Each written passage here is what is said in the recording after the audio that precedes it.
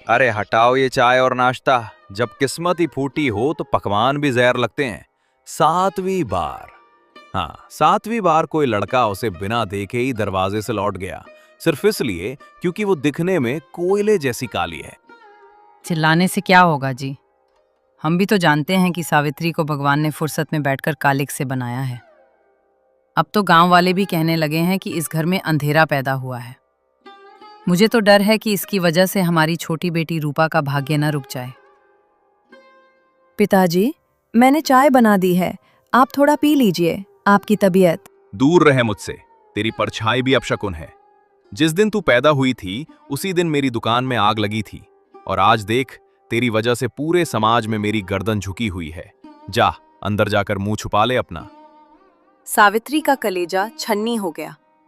जिस पिता की उंगली पकड़कर उसने चलना सीखा, वही आज उसे परछाई तक दूर रखने को कह रहे थे। तभी घर के दूसरे कमरे से पायल की छन छन सुनाई दी। दूध जैसी गोरी और आंखों में घमंड लिए रूपा बाहर आई। अरे पापा, आप भी बेकार में दीदी पर गुस्सा कर रहे हैं। अब कौवा कितना भी नहा ले, बगुला थोड़े ही बन जाएगा। दीदी, आप तो बस रसोई और खेतों के लिए बनी हो। ये सजने संवरने और अच्छे रिश्तों के ख्वाब देखना छोड़ दो। मेरी तरफ देखो, आज फिर शहर के सबसे बड़े जमींदार का बेटा मुझे देखने आ रहा है। रूपा, मैं तेरी बड़ी बहन हूं। कम से कम तू तो ऐसे कड़वे बोल मत बोल। मैंने हमेशा तेरा भला चाहा है। भला? दीदी, आपका साथ ही मेरे लिए बुराई है। कल जब सहेलियां पूछ रही थीं कि वो काली लड़की कौन है, तो मुझे शर्म आ रही थी ये कहने में कि तुम मेरी सगी बहन हो। मैंने तो कह दिया कि तुम हमारे घर की नौकरानी हो। सावित्री सन्न रह गई। उसकी अपनी सगी बहन ने उसे नौकरानी कह दिया था। माँ बाप चुप थे, मानो उन्हें रूपा की इस बदतमीजी में कोई बुराई नहीं दिखी, क्योंकि रूपा उनके लिए घर की रौनक थी। तभी दरवाजे पर दस्तक हुई। रूपा का होने वाला रिश्ता आया था। नमस्ते रमेश जी। हमने रूपा की बहुत तारीफ सुनी है, लेकिन सुना है आपकी एक और बड़ी बेटी भी है। जी, वो दरअसल बीमार रहती है, अंदर आराम कर रही है। आप रूपा को देखिए, साक्षात लक्ष्मी हैं। तभी गलती से सावित्री पानी का गिलास लेकर बाहर आ गई। लड़के वाले की नजर जैसे ही सावित्री पर पड़ी, उसका चेहरा उतर गया। छिह, रमेश जी, आपने बताया नहीं कि आपके घर में ऐसा कालिक जैसा साया भी रहता है। अगर रूपा की बहन ऐसी है तो कहीं शादी के बाद रूपा के बच्चे भी ऐसे हुए तो? हमें ये रिश्ता मंजूर नहीं। लड़के वाले उठकर चले गए। घर में फिर से सन्नाटा छा गया, जो कुछ पलों बाद एक बड़े तूफान में बदलने वाला था। तेरी हिम्मत कैसे हुई बाहर आने की? तूने आज अपनी बहन का घर बसने से पहले ही उजाड़ दिया। आज मैं तुझे नहीं छोड़ूंगा। पिताजी, मेरा क्या कसूर है? रंग तो भगवान की देन है। क्या काली होना पाप है? चुप कर। अब तू इस घर के अंदर नहीं कदम रखेगी। आज से तू बाहर के छप्पर में रहेगी और खेतों का काम करेगी। घर की इज्जत बचानी है तो तुझे दुनिया की नजरों से दूर रहना होगा। सावित्री को धक्का देकर बाहर निकाल दिया गया।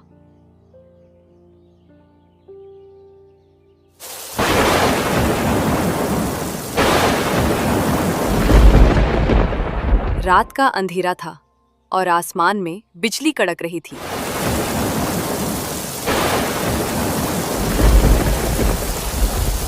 सावित्री उस टूटे हुए छप्पर में बैठी रो रही थी, जहां बारिश का पानी टपक रहा था। लेकिन उसे नहीं पता था कि यह दुख की रात उसके जीवन के एक बहुत बड़े राज की शुरुआत थी। तभी उसे छप्पर के नीचे दबी एक पुरानी पोटली दिखाई दी, जो उसकी मर चुकी दादी की थी। उस पोटली में से एक पुरानी डायरी और कुछ सूखे हुए जड़ी बूटियों के बीज निकले। दादी कहती थी कि असली खूबसूरती चेहरे में नहीं, कर्मों में होती है। उन्होंने इस डायरी में कुछ लिखा है, जब दुनिया तुझे ठुकरा दे तब मिट्टी को अपनाना, वो तुझे कभी निराश नहीं करेगी। इधर सावित्री का संघर्ष शुरू हो रहा था और उधर रूपा अपने कमरे में बैठकर अपनी त्वचा पर और भी लेप लगा रही थी। उसे लग रहा था कि उसकी खूबसूरती उसे दुनिया की रानी बना देगी, लेकिन उसे नहीं पता था कि घमंड का महल रेत की दीवार की तरह होता है। रात की मूसलाधार बारिश ने सावित्री के कच्चे छप्पर को लगभग तहस नहस कर दिया था। कीचड़ और ठंडी हवाओं के बीच सावित्री पूरी रात जागती रही। सुबह की पहली किरण के साथ ही उसे चैन की सांस भी नसीब नहीं हुई, क्योंकि घर के अंदर से माँ की कर्कश आवाज गूंजने लगी। अरे ओ कलमुही, बाहर निकल उस छप्पर से। देख, सूरज सिर पर आ गया है और अभी तक तूने कुएं से पानी नहीं भरा। आज मुखिया जी आ रहे हैं, घर का कोना कोना चमकना चाहिए। और खबरदार, अगर तूने अपनी मनहूस शक्ल आज मेहमानों को दिखाई तो मुझसे बुरा कोई नहीं होगा। माँ, रात भर बारिश की वजह से मुझे बुखार जैसा लग रहा है। क्या मैं थोड़ी देर और लेट सकती हूँ? मैंने कल शाम को ही सारा काम कर दिया था। नाटक मत कर। ये बुखार सब कामचोरी के बहाने हैं। जा, जल्दी पानी भर और फिर खेतों में जाकर गुड़ाई कर। तेरा खाना तभी बनेगा जब तू काम पूरा करेगी। और सुन, घर के पिछले दरवाजे से जाना, सामने से नहीं। सावित्री ने झुककर अपनी भारी बाल्टियां उठाईं और कुएं की ओर चल दी।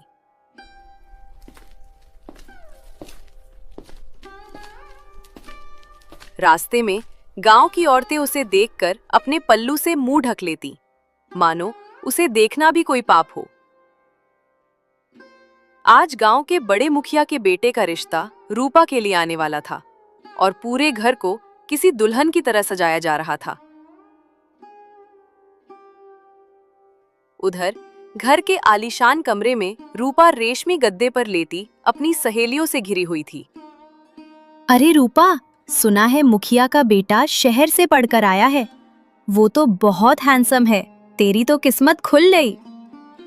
किस्मत तो उसकी खुलेगी जिसे मेरे जैसा चांद का टुकड़ा मिलेगा। मैं कोई मामूली लड़की नहीं हूँ। और हाँ, उसे बता देना कि शादी के बाद मैं इस धूल भरे गांव में एक पल भी नहीं रुकूंगी। मुझे शहर का बंगला और बड़ी गाड़ी चाहिए।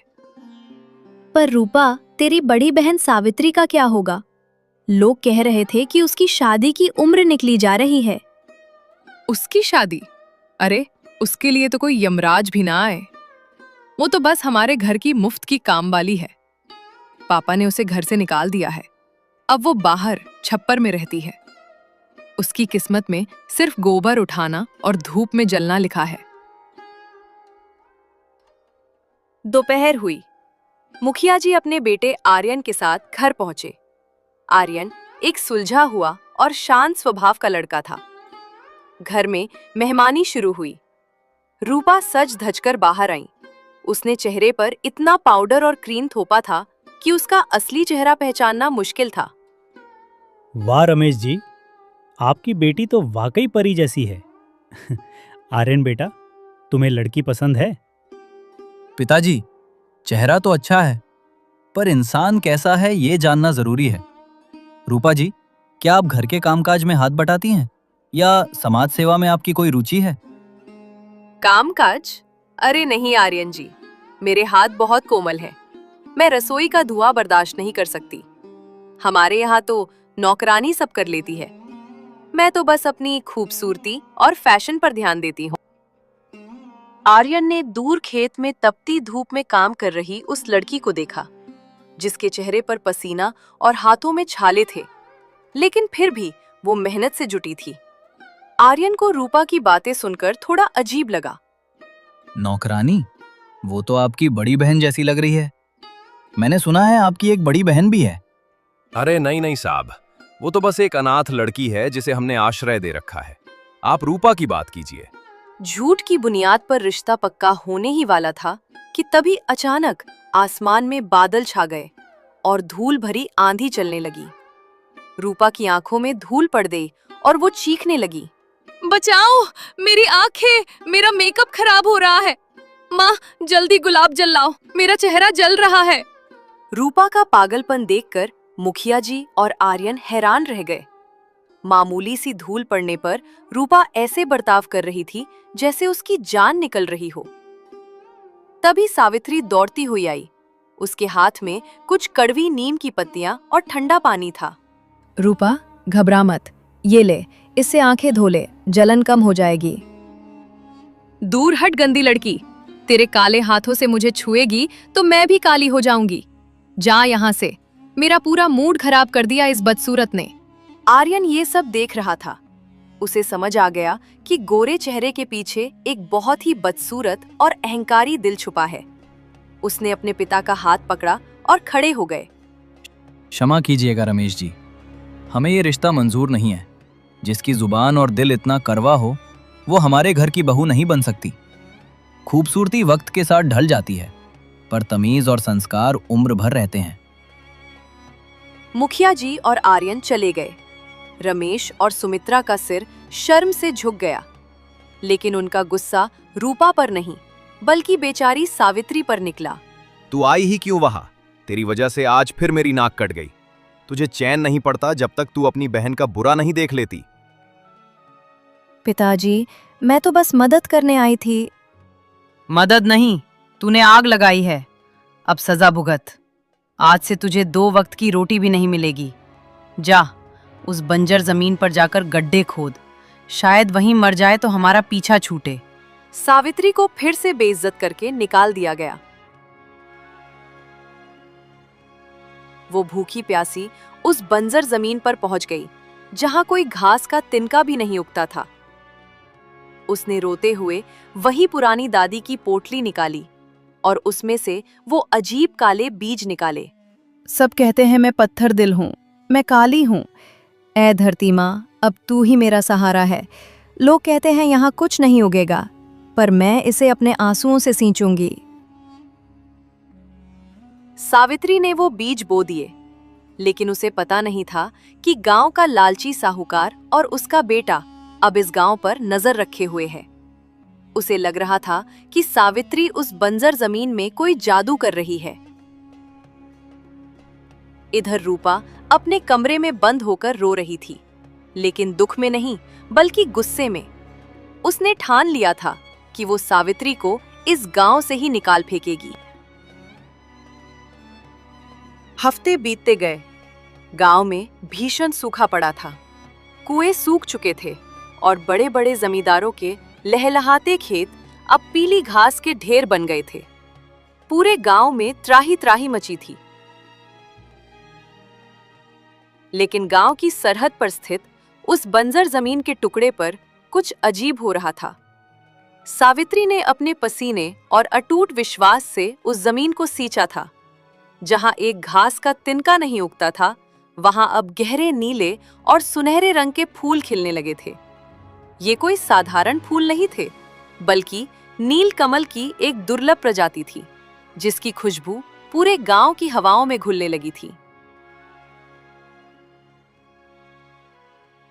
सुमित्रा, देख रही है? चारों तरफ अकाल है।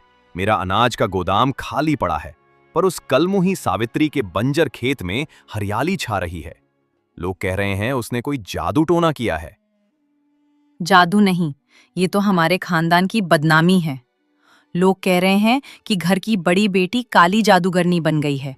और इधर देखो हमारी रूपा को, भूख और प्यास से उसका चेहरा कैसा पीला पड़ गया है। रूपा अपने कमरे में बैठी खिड़की से सावित्री के खेत को देख रही थी। उसकी ईर्ष्या की आग उसके गोरेपन से ज्यादा चमकदार हो रही थी। तभी गांव का लालची साहूकार गजराज अपने बेटे के साथ वहां आए। राम राम रमेश भाई, सुना है तुम्हारी काली बेटी ने रेगिस्तान में गुलिस्तान खिला दिया है। शहर के बड़े डॉक्टरों को पता चला है कि वो फूल कोई मामूली नहीं है, वो तो महंगी दवाइयां बनाने के काम आते हैं। अगर तुम वो जमीन मुझे दे दो तो मैं बदले में तुम्हारी रूपा की शादी किसी राजकुमार से करवा सकता हूँ। राजकुमार? सच में साहूकार जी? पर वो जमीन तो उस सावित्री की है, वो नहीं देगी। अरे पगली, बेटी की जमीन बाप की ही होती है, बस एक अंगूठा लगवाना है। और वैसे भी वो बदसूरत लड़की उन फूलों का क्या करेगी? वो तो बस गंदगी में रहने लायक है। शाम का वक्त था। सावित्री अपने खेत में उन फूलों की देखभाल कर रही थी। तभी रूपा वहां पहुंची। उसके हाथ में एक लोटा पानी था, जिसमें उसने चुपके से तेजाब जैसा कड़वा अर्क मिला रखा था। दीदी, मुझे माफ कर दो। मैंने तुम्हारे साथ बहुत बुरा किया। देखो, मैं तुम्हारे लिए ठंडा शरबत लाई हूं। तुम थक गई होगी, थोड़ा पी लो। रूपा, तू यहाँ और मेरे लिए शरबत? सच में छोटी, आज मेरा दिल भर आया। मुझे तुझसे कोई शिकायत नहीं है। सावित्री जैसे ही पीने वाली थी, तभी एक तेज हवा का झोंका आया और सावित्री के हाथ से लोटा छिटक कर उन फूलों की क्यारी पर गिर गया। देखते ही देखते वो सुंदर फूल काले पड़कर झुलसने लगे। ये क्या हुआ? मेरे फूल, ये तो जल रहे हैं। रूपा, इस पानी में क्या था? वही था जो तेरी किस्मत में है, जलन। तू क्या समझती थी? इन 2-4 फूलों के दम पर तू मुझसे आगे निकल जाएगी? तू काली थी, काली है और हमेशा काली ही रहेगी। अब देख तेरी मेहनत कैसे राख होती है। सावित्री घुटनों के बल बैठकर रोने लगी। उसकी हफ्तों की मेहनत उसकी अपनी बहन ने बर्बाद कर दी थी। तभी वहां शहर के एक बड़े आयुर्वेदिक केंद्र के मालिक डॉक्टर विनायक अपनी टीम के साथ पहुंचे। ये क्या? किसने किया ये अनर्थ? ये नील संजीवनी के फूल थे, जो कैंसर जैसी बीमारी की दवा बनाने के काम आते हैं। एक फूल की कीमत हजारों में है। डॉक्टर साहब, ये खेत मेरा है। वो लड़की तो बस यहाँ काम कर रही थी। आप मुझसे सौदा कीजिए। झूठ मत बोलो लड़की, हमने दूर से सब देखा। तुमने जानबूझकर इन पौधों को जहर दिया है। जिसके दिल में इतनी नफरत हो, वो संजीवनी नहीं उगा सकता।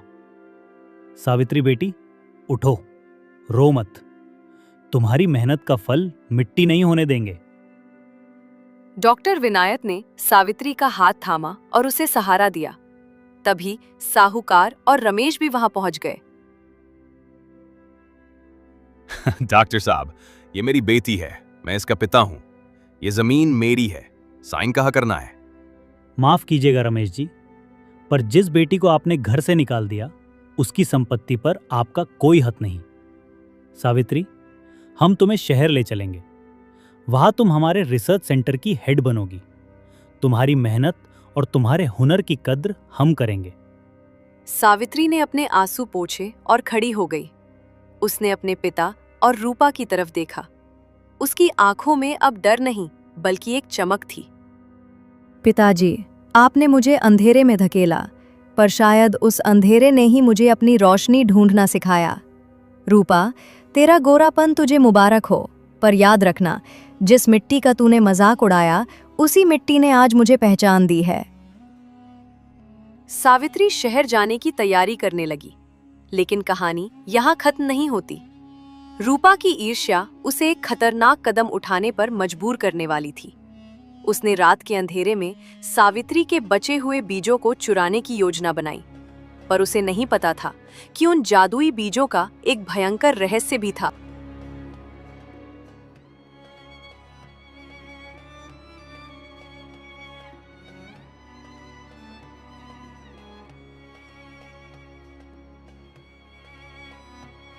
कलमुही सावित्री, तू समझती है कि शहर जाकर बड़ी अफसर बन जाएगी?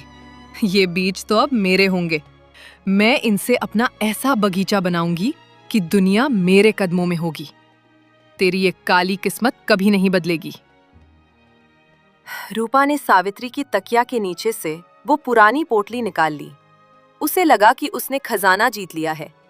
वो दौड़कर अपने कमरे में आई और आईने के सामने बैठकर उन चमकदार काले बीजों को निहारने लगी। उसे लगा कि अगर ये बीज पौधों को इतना सुंदर बना सकते हैं, तो शायद इनका लेप उसके चेहरे को और भी ज्यादा गोरा और चमकदार बना देगा। अगर मैं इन बीजों को पीसकर अपने चेहरे पर लगा लूं, तो मेरा रूप देवताओं जैसा हो जाएगा। फिर कोई आर्यन या कोई जमींदार मुझे ठुकरा नहीं पाएगा। रूपा ने आव देखा न ताव उन बीजों को पत्थर पर पीसा और उनका गाढ़ा लेप अपने पूरे चेहरे और गर्दन पर मल लिया। लेकिन उसे क्या पता था कि दादी की डायरी में एक आखिरी पन्ना भी था जिसे उसने पढ़ा ही नहीं था। ये बीज केवल शुद्ध मन वाले के पसीने से सींचने पर फल देते हैं। स्वार्थ और द्वेष से छूने पर ये अग्नि बन जाते हैं। माँ, पिताजी, बचाओ! मेरा चेहरा जल रहा है, जैसे किसी ने अंगारे रख दिए हो। बचाओ! रूपा की चीख सुनकर रमेश और सुमित्रा दौड़कर कमरे में आए। उन्होंने देखा कि रूपा का वो गोरा चेहरा जिस पर उन्हें इतना नाज था, अब नीला और काला पड़ता जा रहा था। लेप ने उसकी खाल को झुलसा दिया था। ये क्या किया रूपा? तेरी ये हालत कैसे हुई? तेरा तो रूप ही बिगड़ गया। वैद्य जी को बुलाओ, जल्दी करो, मेरी बेटी का चेहरा झुलस रहा है। गांव के वैद्य आए, पड़ोसी आए, यहाँ तक कि सावित्री भी शोर सुनकर दौड़ती हुई आई। वैद्य जी ने रूपा का चेहरा देखा और अपना सिर झुका लिया। रमेश भाई, ये किसी दवा का असर नहीं है, ये तो उन दुर्लभ बीजों का जहर है।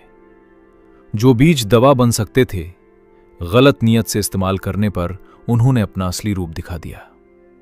अब इसका कोई इलाज नहीं है, ये निशान उम्र भर रहेंगे। रूपा ने आईने में अपना चेहरा देखा। वो गोरापन, वो घमंड, सब कुछ खाक हो चुका था। अब वो सावित्री से भी ज्यादा भयानक दिख रही थी। गांव के वही लोग जो कल तक उसे परी कहते थे, अब उसे देखकर मुंह फेर रहे थे। दीदी, मुझे माफ कर दो। मैंने तुम्हारे रंग का मजाक उड़ाया, तुम्हारी मेहनत छीनी। आज भगवान ने मुझे मेरी ही नजरों में गिरा दिया। अब मैं इस चेहरे के साथ कैसे जीऊंगी? पगली, मैंने तो तुझे पहले ही माफ कर दिया था। रंग तो सिर्फ एक खाल है रूपा। असली खूबसूरती तो वो थी जो तूने अपने घमंड में खो दी। अब भी वक्त है, अपने मन को साफ कर। ये दाग शायद वक्त के साथ हल्के हो जाएं, पर तेरे कर्मों के दाग तुझे ही धोने होंगे। अगली सुबह शहर से एक बड़ी गाड़ी आई। डॉक्टर विनायक सावित्री को लेने आए थे। सावित्री ने अपना सामान उठाया, लेकिन जाने से पहले उसने अपने पिता और मां के पैर छुए। बेटी, हमें माफ कर दे। हम पत्थर के पीछे भागते रहे और घर के हीरे को नहीं पहचाना। हमने तुझे अंधेरे में रखा, पर तूने हमारे बुढ़ापे की लाठी बनने का फर्ज निभाया। पिताजी, अंधेरा बुरा नहीं होता, वो हमें सितारों को देखने का मौका देता है। आप रूपा का ख्याल रखना, मैं शहर जाकर उसकी दवा का इंतजाम जरूर करूंगी। सावित्री गाड़ी में बैठकर शहर की ओर निकल पड़ी। आज उसके चेहरे पर वो कालापन नहीं, बल्कि आत्मविश्वास का वो तेज था जिसे दुनिया सलाम कर रही थी। रूपा अब घर के काम करती थी और सावित्री की भेजी हुई किताबों से पढ़ती थी। उसने सीख लिया था कि रूप ढल जाता है, पर गुण सदा जीवित रहते हैं।